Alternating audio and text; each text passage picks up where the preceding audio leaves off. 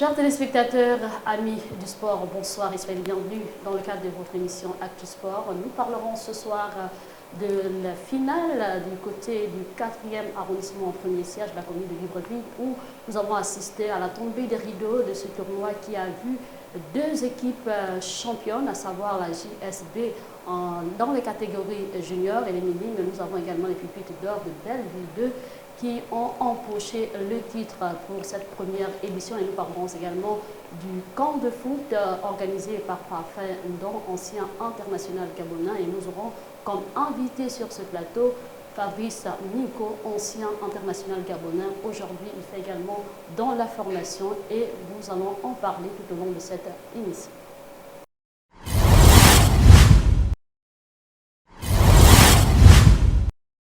Mesdames et messieurs, bonsoir. C'est pour nous un privilège et un honneur également de vous donner l'actualité brûlante de l'heure. Et pour ce soir, nous allons parler exclusivement du football. Et d'entrée de jeu, nous allons vous faire suivre les temps forts du camp de foot organisé par Parfait Ndong, qui avait pour objectif également d'amener ces jeunes gens âgés de 4 à 18 ans à pouvoir réaliser leurs rêves par une touche de balle pour les minimes, mais aussi par des exercices physiques pour les catégories cadets et juniors. Occasion également pour nos reporters de vous faire suivre en images les temps forts de cette rencontre. Amener et aider les plus jeunes à pratiquer leur passion est le but visé par le camp de football Parfait Ndong, initié depuis le 1er août 2021. À sa 6e journée, le staff technique a déposé ses valises au stade Augustin Monidan de Siban, dans le 6e arrondissement de la commune de Libreville. Plusieurs activités physiques ont été retenues pour la circonstance, notamment la prise de contact avec les benjamins, suivi de l'appui au sol pour les mini et l'explosivité dans les catégories cadets et juniors. Nous avons travaillé sur 8 exercices. Ces exercices étaient basés sur l'explosivité, l'endurance, l'aérobie, en un mot, pour permettre aux enfants d'être plus rapides dans le foot, à maîtriser le ballon, d'être plus rapide dans les actions du football durant un match de football. Les jeunes footballeurs ont saisi cette opportunité pour mettre en exergue toutes les techniques footballistiques mises à leur disposition. On a fait les appuis avec des passes-contrôle, puis ça me fait quand même du bien d'être venu à ce camp.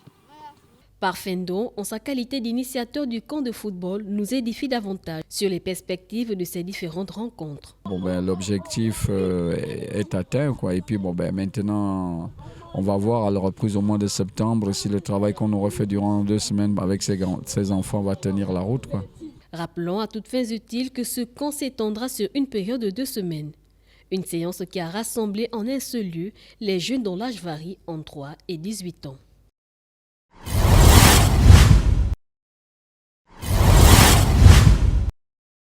De retour sur le plateau, nous allons maintenant recevoir ici M. Fabrice Minko, ancien international gabonais, qui a également fait vibrer les Gabonais lors des matchs avec les Panthères. C'était également pour nous l'occasion d'avoir cette exclusivité ici au plateau de Télé Hermont pour dire que nous dénichons des perles rares. Des perles rares, pourquoi? Parce que c'est pour nous une aubaine d'avoir un international sur notre plateau. Monsieur Fabrice, bonsoir. Bonsoir. Alors c'est pour nous un honneur de vous recevoir ici. Mais pour moi aussi. Alors comment est-ce que ça se passe au niveau du football? Bon,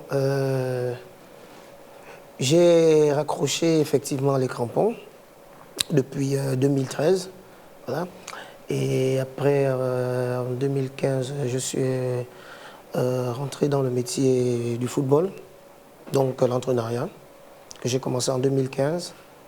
Et je suis allé faire ma formation et je suis sorti de là avec plusieurs diplômes qui me donnent aujourd'hui la possibilité d'être un entraîneur diplômé. Donc je suis titulaire de plusieurs diplômes et de plusieurs licences aussi. Je suis actuellement au FC 105, entraîneur de la 2e division et responsable du centre de formation aussi du Football Club Canon 105. Alors, toutes ces casquettes-là, c'est pour dire que ce n'est pas n'importe qui que nous recevons sur ce plateau, étant donné que vous avez fait également des beaux jours du football gabonais, notamment en ce qui concerne bien sûr les Panthères. Quels sont les meilleurs souvenirs que vous pouvez garder de votre carrière? Oh, il y en a beaucoup, hein. Il y en a beaucoup. Il y en a tellement, mais les meilleurs sont très souvent ce qu'on passe dans ces catégories d'apprentissage-là. Quand on fait l'apprentissage, quand on est jeune, quand on a avant de franchir les 18 ans. J'ai une magnifique expérience qui m'est toujours restée dans la tête et que beaucoup me posent toujours la question, mais comment ça s'est passé? Comment ça s'est passé? Nous avons joué la Coupe du Monde minime et nous avons joué le match d'ouverture à Montaigu en France contre l'équipe de France même qui était favorite. Et c'est un match que moi et mes coéquipiers d'ailleurs on n'oubliera jamais. On a eu la chance à cette époque d'affronter une équipe déjà aguerrie sur le plan des jeunes, parce que c'était des joueurs talentueux, notamment des joueurs de l'équipe de France qui sortaient de Clairefontaine, comme Karim Benzema, Hatem Ben Arfa, Jérémy Ménez, pour ne citer que ceux-là, qui étaient sur le terrain avec nous et nous sommes malheureusement sortis de là avec une belle défaite, 8-0. Vous avez été atomisés? Oui, nous avons un peu été atomisés. Ils étaient au-dessus, il n'y avait rien à dire. Ils étaient au-dessus. Et après, ils se sont retrouvés en finale, ils ont gagné cette Coupe du Monde minime-là. C'est dire qu'ils avaient des joueurs de qualité à cette époque. Et quand on voit le parcours que tous ces gars-là ont fait aujourd'hui, on se dit que vraiment, ils méritaient.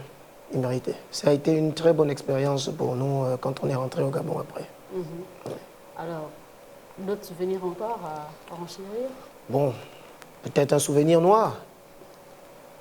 Un souvenir noir. Le souvenir noir que j'ai, c'est le dernier match qui restera toujours dans ma tête, que j'ai joué ici en première division, parce que j'étais pendant 3 ans capitaine du football club de Sapin. Et c'était M. Kossi qui était entraîneur. Et on jouait un match à 20h face au CMS au stade de Nzanyon. Et au cours du match, je suis monté chercher un ballon de la tête et quand je suis descendu, j'ai senti mon genou craquer. Voilà. On a pensé avec le médecin que c'était anodin. Et le lendemain, à l'hôpital militaire, lorsqu'on a poussé un peu plus loin au niveau des examens, on s'est rendu compte que c'était une rupture des ligaments croisés. Après, malheureusement, on m'a promis beaucoup de choses parce qu'il fallait que j'aille m'opérer en Italie. On a pris des dispositions à l'époque avec M. Frédéric Gassita, qui était président et qui est toujours président du club de FC Sapin. Comme on travaillait à cette époque avec des Italiens qui étaient venus, on avait tout un staff d'Italiens qui étaient venus nous accompagner.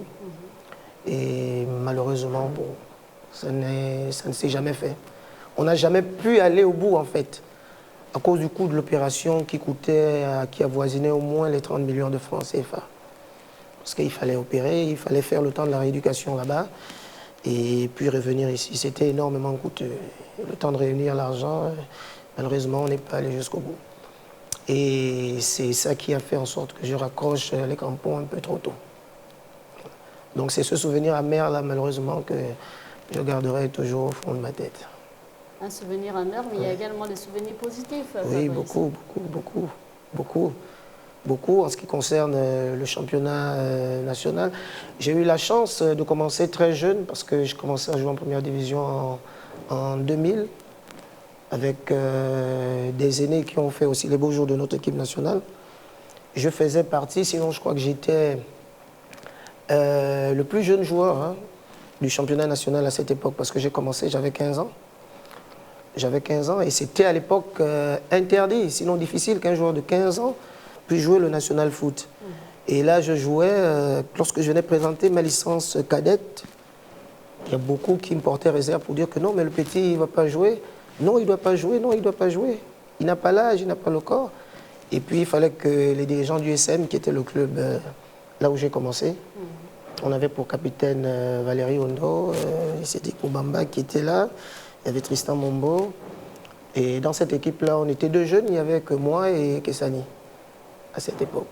Donc, c'est une partie de mes débuts sont des très bons souvenirs parce que ce sont ces débuts-là. Et le feeling que j'ai eu avec tous ces aînés-là, qui étaient déjà de bonne qualité, qui m'ont permis d'aguerrir ma situation sportive au fil des années. Parce que j'ai beaucoup appris auprès de ces aînés. Vous avez beaucoup appris auprès de ces aînés-là. Est-ce que ce serait également pour vous l'occasion également d'interpeller ces jeunes-là qui ont commencé? Parce qu'on se rend compte qu'au fur et à mesure qu'on évolue et qu'on nous lance les fleurs, on s'enorgueillit au point d'oublier même ceux-là qui ont mis le leur pour que nous soyons aujourd'hui ce que nous sommes. Oui, tout à fait. C'est malheureusement le problème qu'on a aujourd'hui avec la nouvelle génération, on va dire. On est confronté à, par exemple aujourd'hui sur le cadre de l'entrepreneuriat, ce que vous dites, ces jeunes-là effectivement qui sont soit pas reconnaissants, soit en même temps ce manque de respect là au niveau des aînés. On ne fait plus beaucoup la différence lorsqu'on arrive dans certains clubs entre le grand et le petit. Parce que ces petits-là sont amenés à être chouchoutés malheureusement par certains dirigeants, soit, et qui les cajolent tellement qu'ils deviennent leur chasse gardée.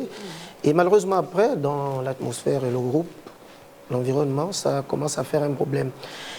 Et dans notre génération actuelle, dans cette génération actuelle de joueurs, c'est un problème qui est partout. Hein. C'est partout, dans tous les clubs. Partout. Et c'est le cas d'interpeller tous ces enfants-là et leur dire que la priorité pour un jeune, c'est d'apprendre. Parce que là où il y a un aîné, il y a toujours quelque chose à apprendre. Malheureusement, nos enfants aujourd'hui, pour peu qu'ils jouent en première division, ils se croient tout permis, ils se disent déjà qu'ils connaissent tout. Et il n'y a plus ces valeurs-là, par exemple. Et c'est ce que nous condamnons aujourd'hui et que nous attelons, j'espère, à essayer de rectifier. Chez nous, au football Canon 105, c'est des valeurs que nous attelons à exprimer. Le respect des aînés. Il y a déjà un suivi que nous nous efforçons de faire au niveau des parents, donc dans l'éducation au quotidien que nous avons avec les enfants.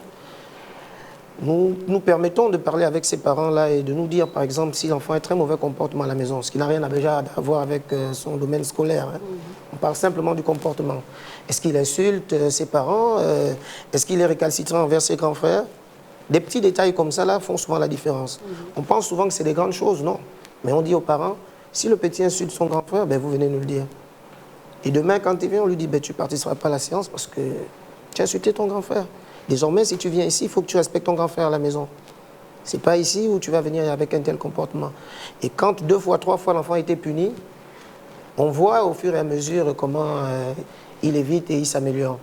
Donc, c'est des petites astuces comme ça auxquelles nous nous attelons pour essayer de recadrer à notre niveau le comportement de ces jeunes-là.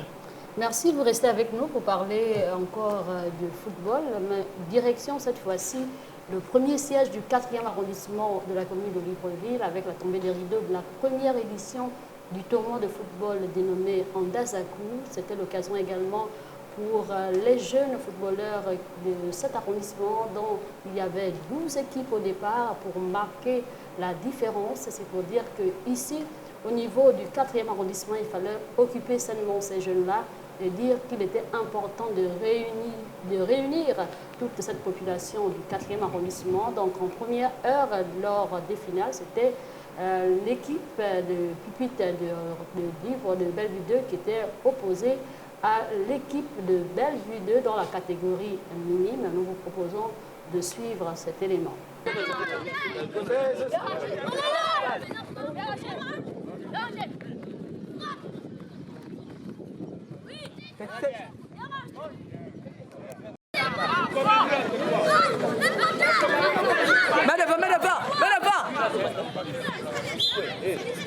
C'est par ces belles images que les amoureux du ballon rond ont été ravis le week-end écoulé au stade de Baraka à l'occasion de la tombée des rideaux de la première édition du tournoi de football dénommé Innocent Andazakou, du premier siège 4e arrondissement de la commune de Libreville. En première heure, chez les minimes, l'équipe des Pupitres d'or de Bellevue 2 vêtue de blanc était aux prises à celle de Bellevue 2 de bleu vêtue. Dès l'entame de la partie, les deux équipes ont sorti tout ce qu'elles avaient dans les tripes au grand bonheur du public venu nombreux pour la circonstance.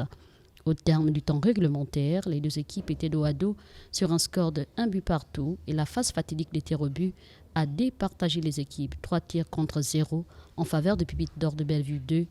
Les capitaines se sont exprimés en ces termes. Je suis heureux d'avoir gagné ce match et mes adversaires, c'est un peu bon, ils ont un peu mal au cœur. Les coachs, quant à eux, ne sont pas restés indifférents. Je suis aujourd'hui très contente de voir que mes petits ont remporté ce mini-tournoi. Donc ils sont tous là, j'avais le capitaine et nous sommes vraiment ravis pour ça. J'ai juste donné aux enfants des consignes et les enfants ont respecté les consignes. Parce qu'en football, tant que vous n'avez pas la discipline, tout ne peut rien marcher. Donc la seule chose que les enfants ont donné, ont respecté, c'est les consignes la victoire est sortie. Malgré qu'on a perdu, on a quand même bien joué. Le fait, c'est de jouer. Le football, on s'amuse d'abord, on vient pour jouer. Même si on n'a pas gagné, on a au moins joué, on a participé. Et c'était mieux, j'ai aimé aussi le jeu de mes joueurs. C'était quand même bien. Ils ont bien joué, on nous sommes allés jusqu'au tir au but. Mais on n'a pas pu gagner ce match. Mais dans un match, il y a toujours un gagnant, un perdant. Et j'encourage l'équipe adverse, ils ont bien joué, ils ont eu de bons tireurs. Prochainement, on peut battre. Retenons à toute fin utile que les talents se sont révélés. Il ne reste plus qu'à mettre les bouchées doubles dans la formation.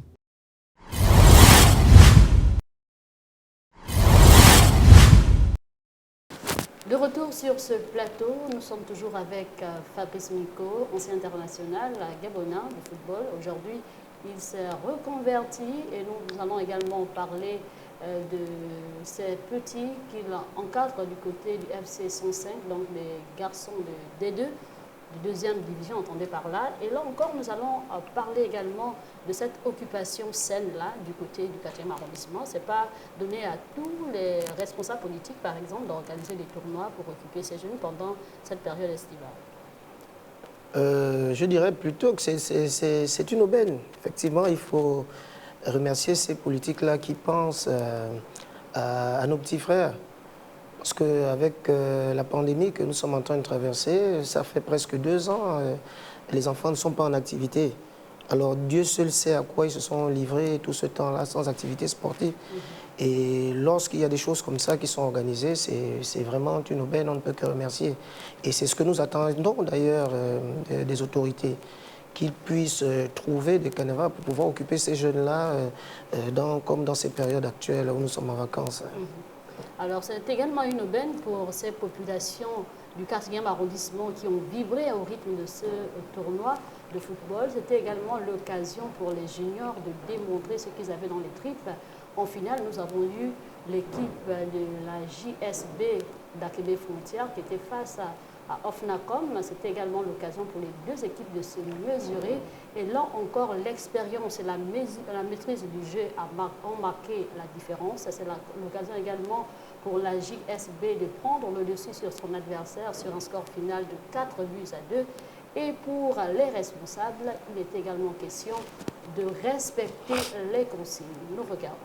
En deuxième heure, les équipes de JSB Akébé Frontières A, vêtues de gris, étaient face à Ofnacom de rouge vêtu, comptant pour la finale du tournoi de football dénommé Innocent d'Azoku. Une rencontre dominée de bout en bout par l'équipe de la JSB qui a mis en exergue les consignes du coach et ce, nonobstant quelques déchets techniques du camp adverse qui n'a pas du tout démérité.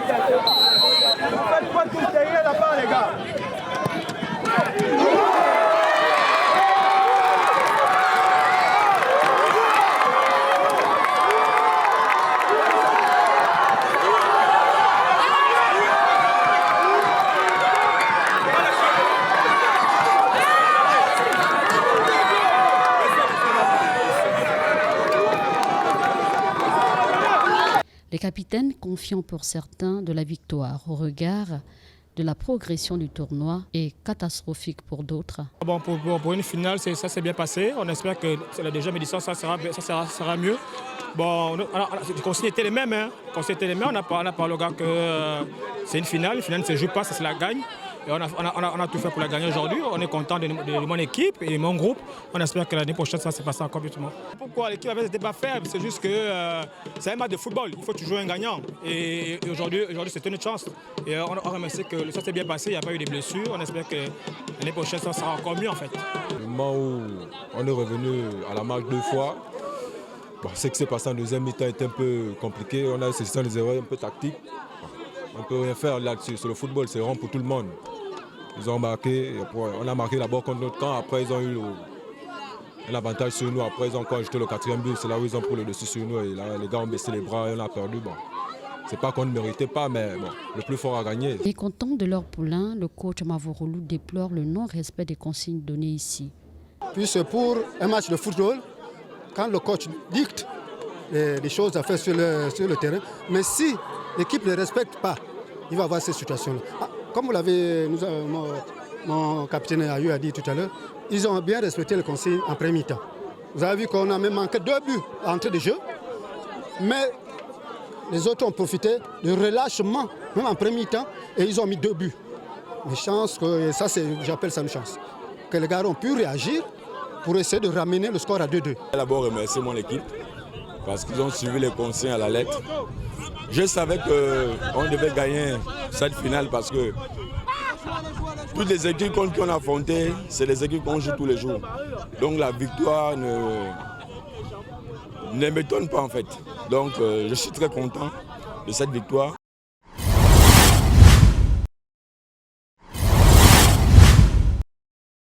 Alors, de retour avec vous également, M. Fabrice, nous nous rendons compte que lorsque le coach donne toujours des consignes à leur poulain par rapport à un match bien précis, vu également l'ampleur du match, quelquefois il y a ce dérèglement-là au niveau du terrain, parce qu'on se dit, le coach a donné, mais on connaît également les réalités. Vous qui avez pratiqué le football dans une certaine période, comment est-ce que vous pouvez définir le fait selon lequel ces jeunes-là, quelquefois, ne respectent pas les consignes données, et quand on sait bien même que parfois les résultats ne sont pas ce qu'on attend? Oui, c'est très difficile. C'est très difficile. Mais mathématiquement, c'est souvent un schéma très simple. Si vous avez 10 joueurs, sur 10, vous avez 8 qui comprennent. L'équipe adverse, s'ils ont 7 qui comprennent et 3 qui ne comprennent pas, vous aurez l'avantage. C'est pas toujours évident d'avoir 11 joueurs qui comprennent. Dans les 11 joueurs, il y aura toujours au moins 2 ou 3 qui seront toujours...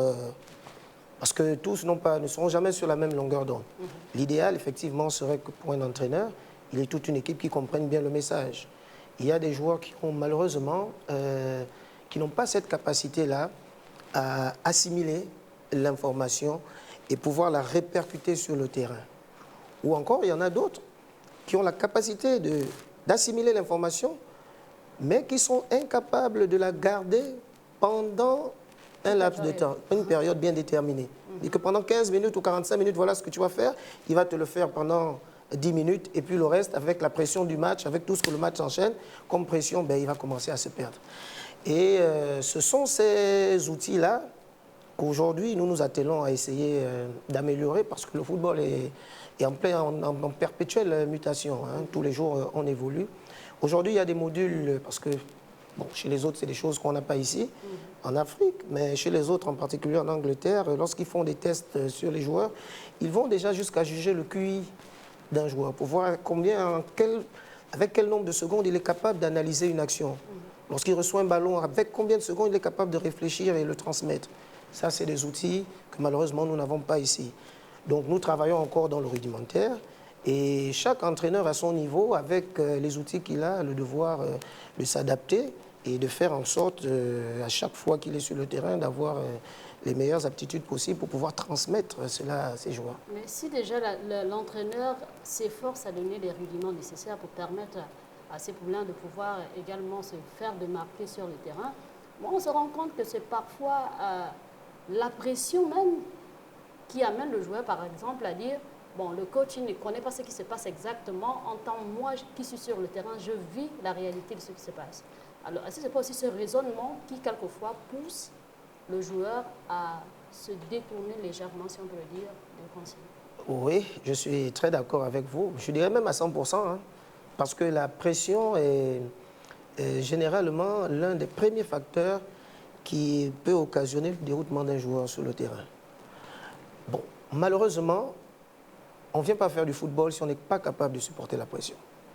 Un athlète en général qui n'est pas capable de supporter la pression n'a rien à faire sur un terrain. Un athlète, c'est celui qui a le devoir de supporter la pression.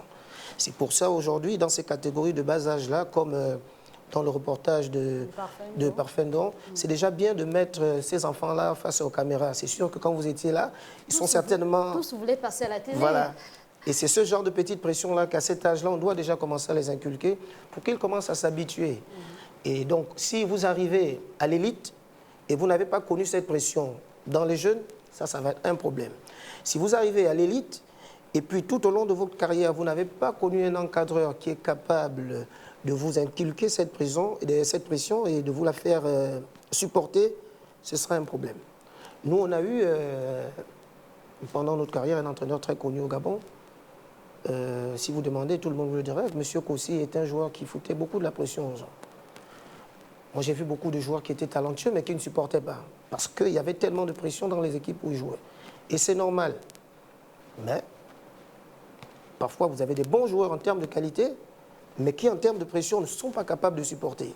Donc, dans les grands matchs, ils craquent. Vous avez des joueurs qui ont moins de qualité, mais qui ont cette capacité à supporter les pressions. Dans les grands matchs, ils excellent. Donc, le tout, c'est à l'entraîneur de pouvoir concocter, déceler, et déjà de savoir dans son groupe qui est qui, pour pouvoir, en fonction de l'événement, placer l'élément qu'il faut à la place qu'il faut. Voilà. L'élément qu'il faut à la place qu'il faut, c'est très important. C'est pour dire également à nos entraîneurs qu'ils ont la lourde responsabilité de jauger également leurs joueurs. Pourquoi mettre un joueur qui, au fil de 15 prochaines minutes, va vous amener par exemple un carton rouge qui sera en défaveur à l'équipe?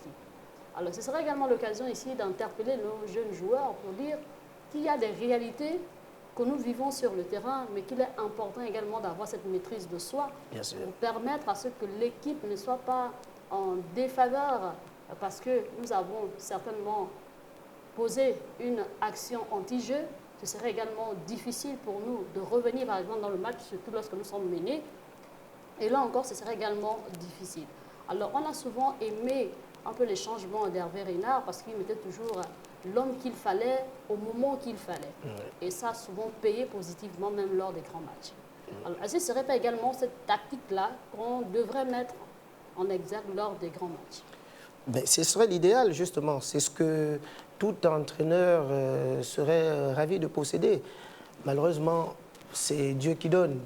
Il y a une multitude d'entraîneurs, mais tous n'ont pas cette même capacité-là à pouvoir déceler les qualités de leurs joueurs. L'idéal, comme elle vous le dit sur Hervé Renard, c'est déjà de bien connaître son groupe, surtout quand on est dans l'élite. Déjà recadrer, bon, recenser ceux qui ont les mauvais comportements, ceux qui sont agressifs, ceux qui sont très calmes, et voilà, ceux qui sont bouillants. C'est tout ça là qui va nous permettre au fur et à mesure de pouvoir adapter en fonction des rencontres. Parce qu'un match qu'on joue par exemple à Libreville n'est pas le même match qu'on joue à Siban, qu'on va aller jouer à Bitam. Quand vous arrivez à Bitam, la pression elle est énorme. Le public, le stade, il est plein. Donc pour quelqu'un qui n'a jamais vu ça, ben, il va craquer. Donc il faut qu'on soit capable d'inculquer ça aux joueurs. Déjà de déceler parmi le groupe quels sont ceux qui possèdent ces différentes qualités-là pour pouvoir trouver la bonne mesure. Et c'est ce, malheureusement, qui est souvent très difficile pour nous, les techniciens. Il faut le reconnaître, ce n'est pas facile. C'est pas facile. Oui. Et nous croyons également que nous sommes là. Mais nous travaillons, nous travaillons. J'espère que ça va venir. Nous sommes là pour vous encourager. Merci. Mais également vous donner aussi quelques tuyaux pour vous permettre de voir un peu plus clair lors de vos prochaines sorties. Oui. Alors, nous allons également parler cette fois-ci de football encore, toujours dans le 4e arrondissement, avec M.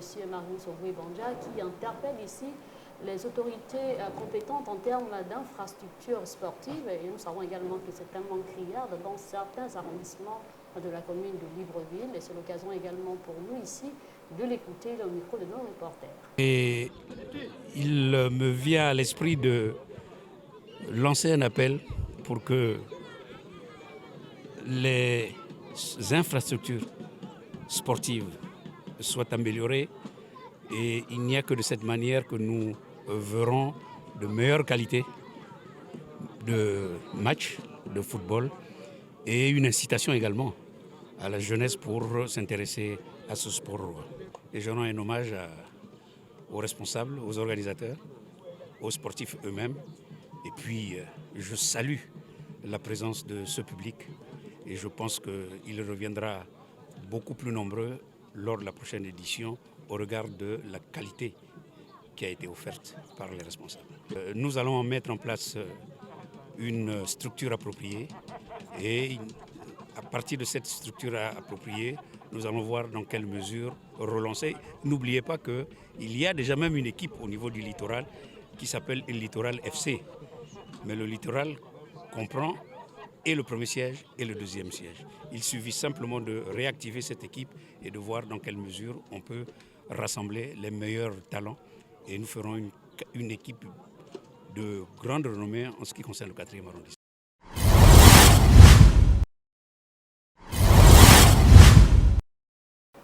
Nous sommes toujours là pour vous édifier sur le football. Nous avons parlé déjà des différents finalistes du tournoi dénommé Innocent Andazoku dans le 4e arrondissement, premier siège de la commune de Libreville. Nous connaissons désormais les champions pour la catégorie junior, c'est la JSB.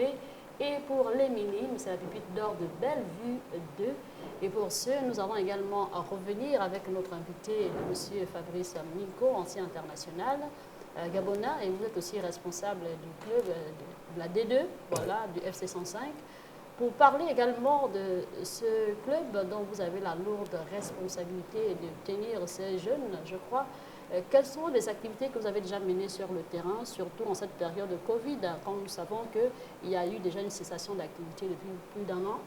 Comment est-ce que vous faites? Bon, effectivement, le fait d'être à l'arrêt depuis plus d'1 an et demi a complètement chamboulé tout le programme. Donc, il faut dire qu'au niveau des jeunes, donc les catégories auxquelles je suis responsable, nous avons commencé une campagne de détection parce que comme les jeunes en petite catégorie passent d'un âge à un autre, tous ceux qui étaient cadets l'année dernière vont être juniors cette année, et ainsi de suite. Donc, il y a un gros travail sur le plan de la formation à remettre tout cela en place. Donc, pour ne pas être pris de court lorsque les activités vont commencer de manière officielle, parce qu'il faut dire que nous attendons aussi l'aval du gouvernement pour pouvoir nous permettre de reprendre les activités officiellement. Donc, en ce qui concerne l'équipe élite, donc FC 105 première division, pour le moment, tout à l'arrêt encore, nous attendons que l'État nous donne la possibilité de commencer avec tout ce qu'il y a comme restrictions et les mesures Covid à accompagner là-dessus. Donc pour le moment, nous avons commencé avec les jeunes pour faire cette petite campagne de détection-là, pour pouvoir recadrer chacun dans sa catégorie, mais surtout commencer à dénicher les futures élites de demain. Voilà, parce que nous avons une catégorie minime et cadet qu'il faut alimenter mais chaque année. Donc c'est à travers ces campagnes de détection que nous prenons les jeunes et nous les insérons dans le centre de formation. Alors, comment est-ce que ça se passe, votre campagne de détection? Est-ce que c'est dans toute la commune de Libreville ou encore la province de l'Est-Suguer, ou vous êtes uniquement dans la commune de Vendo? Bon, pour le moment, nous sommes uniquement dans la commune de Vendo parce que nous n'avons pas encore l'aval, comme je le disais, des autorités. Donc nous commençons avec les enfants qui sont dans la localité, que nous pouvons facilement gérer. Parce que s'il faut commencer à élargir, sortir de Vendo, voilà, et ça va demander toute une certaine logistique. Et pour le moment, c'est un peu difficile. Donc nous avons opté aujourd'hui, commencer d'abord dans la commune de Vendo et recenser d'abord dans la commune de Vendo. Et lorsque nous aurons terminé dans la commune de Vendo, nous entamerons les autres parties. Vous avez pu avoir déjà combien de jeunes? Bon, déjà,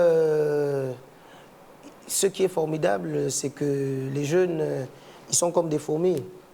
Lorsque vous mettez un ballon ici, vous tournez le dos, quand vous revenez, il y a 50 petits qui sont déjà là. Ça montre l'envie de ces enfants-là de pouvoir participer, mais surtout qu'ils ont été longtemps comprimés et sans activité. Voilà, merci de cette activité-là. Donc, on a été agréablement surpris de recevoir plus d'une soixantaine d'enfants, et qu'il a fallu au fur et à mesure, semaine par semaine, c'est ce que nous faisons, nous écartons, nous élaguons pour pouvoir un noyau, voilà, avec lequel on va pouvoir travailler sur la saison. Mais déjà, on a été très content de recevoir tous ces enfants parce qu'il y en a même encore qui arrivent, c'est pas fini. Il y en a même ceux qui sont partis que les parents ramènent encore parce qu'à la maison, ils font le désordre. Donc il faut bien qu'ils viennent. Bon, malheureusement, on est professionnel, on ne peut pas garder tout le monde. Il faut bien qu'on garde les meilleurs à un moment donné. Donc voilà, on reçoit encore du monde. Les enfants sont très réceptifs. Ils sont très positifs à cela. Donc nous, quand on le fait avec le cœur, ça ne peut que nous réjouir, quoi. On est content, il n'y a pas de souci. Très content même de mettre les bouchées doubles en termes de formation pour amener ces jeunes-là à pouvoir réaliser leurs rêves plus tard. Oui, ce serait une aubaine. Malheureusement, pour mettre les bouchées doubles, il faut les moyens. Il faut les moyens. Et le sempiternel problème que nous rencontrons, nous les encadreurs généralement, c'est ce problème de moyens-là. Quand je dis moyens, je parle de matériel et tout. Parce que pour recevoir 50 enfants, il faut pouvoir avoir les moyens, non seulement les moyens matériels, les moyens humains, parce que ça va demander des entraîneurs à disposition. Après, on sait tous aussi qu'on aura forcément besoin des moyens financiers, parce qu'il faut que derrière, il faut accompagner tout ça. Et c'est souvent le nerf de la guerre là, qui pose généralement problème. Donc, pour le moment, nous faisons avec les moyens de bord. Et nous espérons, c'est le cri d'alarme que nous lançons à nos dirigeants, s'ils peuvent à leur niveau, s'ils pouvaient ne ménager aucun effort pour pouvoir nous fournir ce matériel-là dont nous en avons besoin, pour pouvoir effectivement travailler dans de bonnes conditions. Malheureusement, aujourd'hui, on fait avec ce qu'on avait et on espère que ça va aller. Espérons toutefois que ça va aller. C'est le cri lancé ici par Fabrice Nico, qui est également entraîneur de D2 du FC 105. Nous savons tous que la meilleure femme du monde ne peut donner que ce qu'elle a. Donc, si nous voulons avoir des bons résultats, si nous voulons avoir également des bons footballeurs ou encore au bas meilleur avenir, il est important également de mettre d'abord les moyens dans la formation, donner tous les outils nécessaires à ces jeunes gens, donner tous les rudiments nécessaires pour leur demander tout simplement de travailler davantage, d'arrache-pied et pourquoi pas espérer à devenir des grands internationaux pour hisser plus haut le drapeau gabonais en vert, jaune, bleu. Pourquoi pas et dire que nous sommes fiers d'être Gabonais. Nous sommes fiers également d'avoir été formés au Gabon par des Gabonais. Il est important de le souligner. C'est la raison pour laquelle ici nous voulons encore nous tourner vers notre invité pour parler cette fois-ci des moyens mis en œuvre par la hiérarchie en ce qui concerne bien sûr la formation de ces jeunes-là. Parce que nous savons qu'aujourd'hui, même en tant que président de fédération ou président de ligue ou encore des clubs, la formation est au centre des priorités. Alors pour vous, comment est-ce que cela se passe? Parce que nous savons qu'il y a également l'éducation d'abord des enfants par rapport au comportement, comme vous avez énuméré d'entrée de jeu, mais il y a également la conduite en milieu sportif avec les jeunes, avec les coéquipiers. Comment est-ce que ça se passe? Comment vous gérez ça? Bon, il faut dire déjà que nous avons, on va dire, 2 périodes fortes. Là, nous sommes dans une forme de camp. C'est un peu comme un camp de vacances, là où nous profitons pour déceler les jeunes qui nous intéressent. Ça, c'est la première phase. Et la deuxième phase intervient, puisque l'année des compétitions pour ces jeunes-là intervient en même temps que la période scolaire. Donc,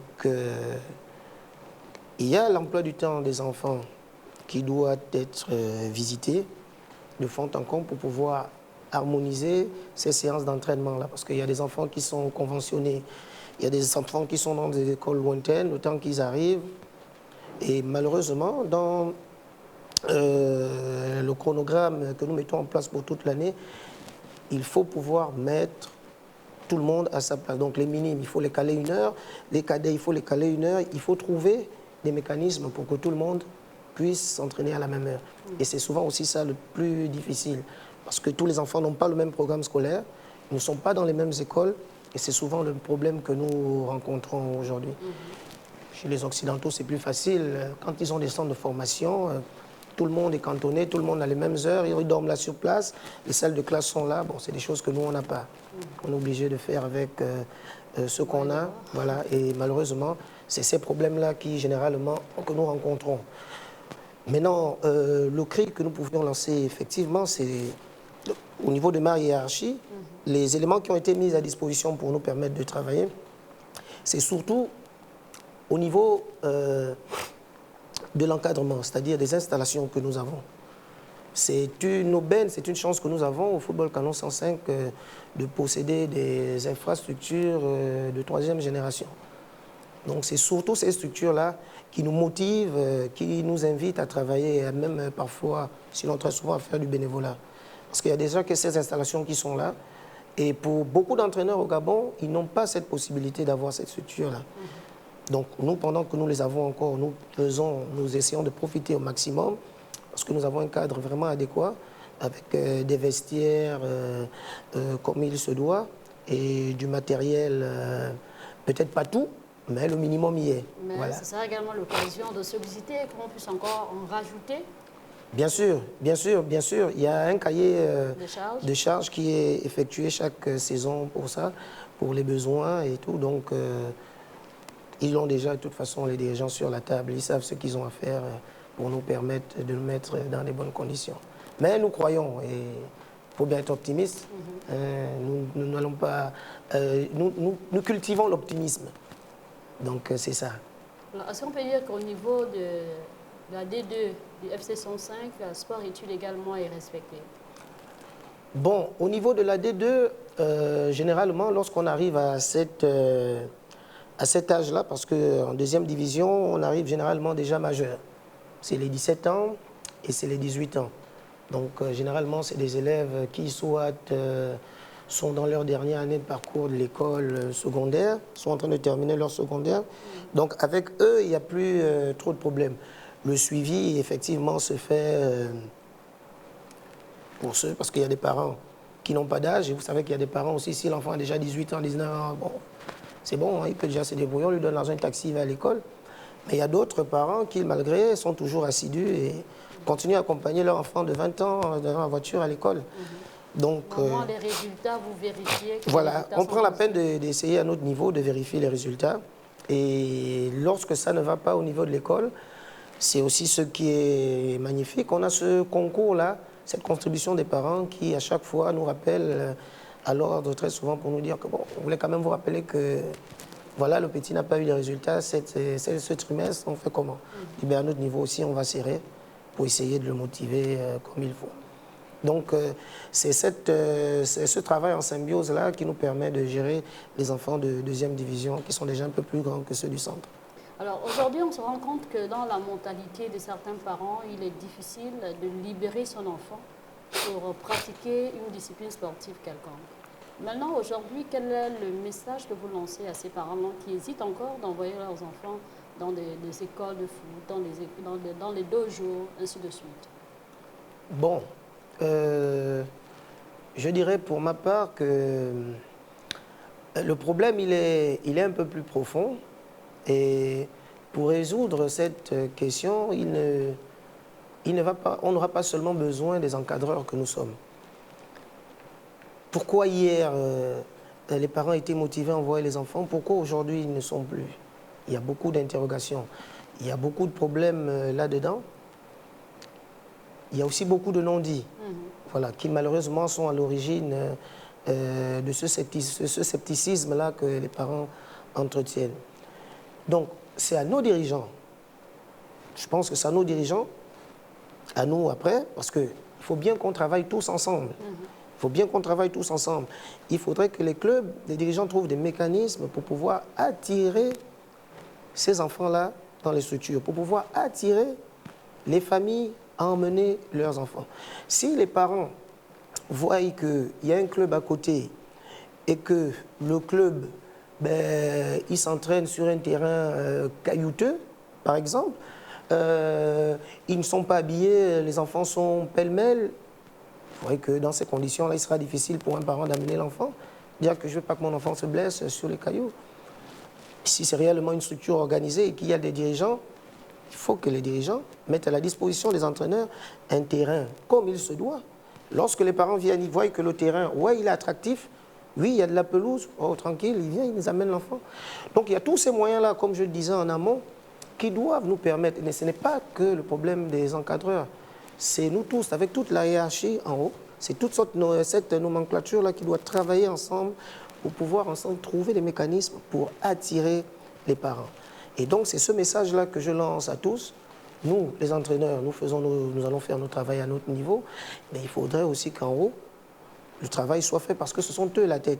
Si en haut, le travail n'est pas fait, ben, si en haut, il n'y a pas les moyens, comme on le disait, aussi bien humains, aussi bien matériels, aussi bien financiers, ça va être difficile d'attirer les parents dans les stades avec leurs enfants. Alors, donc c'est l'appel que nous faisons, que je fais pour attirer les parents, attirer les dirigeants, à amener les enfants au stade. Alors pour motiver également ces jeunes gens-là, ils ont besoin d'avoir des repères. Alors quels sont les repères que vous pouvez donner à ces jeunes qui rêvent de devenir des internationaux? Et c'est une chance que nous avons au Gabon parce que des repères, nous en avons beaucoup. Vraiment, nous en avons beaucoup, toute une panoplie. C'est pour ça, au passage, je vous remercie déjà de m'avoir invité sur ce plateau. Parce que les enfants connaissent beaucoup de joueurs, mais qu'ils n'ont jamais vus. Et quand ces enfants-là, on arrive à leur amener un Stéphane Guéma au stade, quelqu'un qu'ils ont entendu peut-être à la télévision, mais qui n'ont jamais vu de visu au stade, quand ce Stéphane Guéma les prodigue des conseils, ces enfants sont très assidus, je vous assure. Si vous venez vous regarder, ils sont très écoutants, ils écoutent religieusement. Et ça fait plaisir. Tu sens que l'enfant, lorsqu'il sort de là, il est motivé. Donc c'est à notre niveau des petites choses comme ça là, que nous nous attelons à faire. On peut prendre un Écolé Manga, on peut prendre un Kessani, et pourquoi pas moi-même, parce que quand je leur raconte tout ce que j'ai vécu, ils sont très énervés. Ah bon, coach, vous avez joué avec lui, vous avez joué.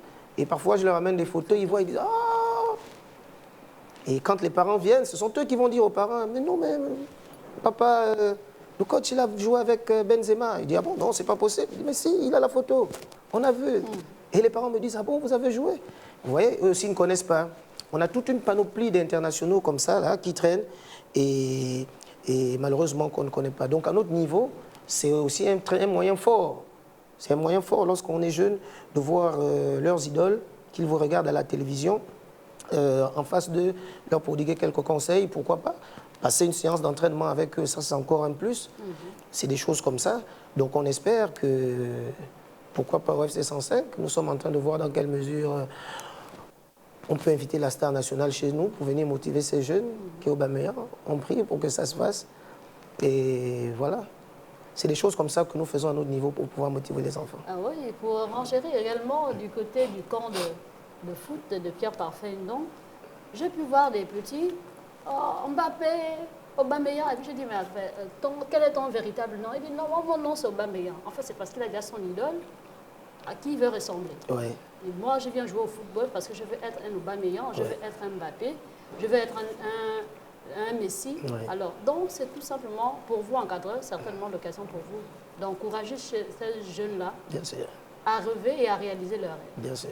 Parce que déjà, si nous n'arrivons pas à pousser ces jeunes-là, il serait difficile pour eux d'atteindre leur objectif. Bien sûr. Et maintenant, aux jeunes, certainement l'occasion pour vous ici de vous dire qu'il est important d'écouter les conseils des sages, les conseils des aînés, et de mettre en pratique également les consignes du coach, si on veut se démarquer positivement. Parce que lors d'un match, il y a également des recruteurs. Lors des matchs, il y a ces différentes personnalités-là qui viennent regarder parce qu'on cherche une perle rare quelque part. Et si vous mettez le vôtre pendant le match, vous allez vous démarquer positivement. Et pourquoi pas l'occasion pour vous également de voyager et de faire bénéficier votre famille des retombées issues de cette aventure. Alors certainement un mot à l'endroit des parents, des enfants et de nos téléspectateurs. Ben, je crois que vous avez déjà tout dit. Vous avez déjà tout dit. Ce message que vous venez de donner de motivation est le meilleur qu'on puisse donner aux enfants. C'est d'être assidu, d'écouter aussi bien son encadreur, mais ses parents à la maison. Parce qu'on ne parle pas là que d'encadreur, nous parlons d'éducation, de toute une chaîne. Ouais. C'est important pour cet athlète-là d'écouter les parents à la maison, d'être assidu à la maison, d'être surtout très assidu à l'école, Parce que ça aussi, c'est un point sur lequel on a certainement pas beaucoup insisté. Parce qu'on insiste beaucoup sur l'école chez les enfants, surtout de cet âge-là, chez les jeunes. Parce qu'on forme des hommes, pas seulement des footballeurs. Voilà. Nous avons pour mission de former des hommes. Et on souhaiterait, l'idéal serait que si un enfant a poussé, puis que ça n'a pas marché en football, ben, qu'il y ait quelque chose pour de reconversion, merci. Sur le plan administratif, voilà, qu'il ne puisse pas chômer, qu'il puisse être intégré dans la société comme une valeur sûre et pouvoir travailler tranquillement. Donc, ce sont ces éléments-là, ce cri-là, ce message-là que nous passons aux enfants, d'être très, très assidus chez les entraîneurs, aussi bien que chez les parents, et surtout aussi envers les dirigeants. Voilà.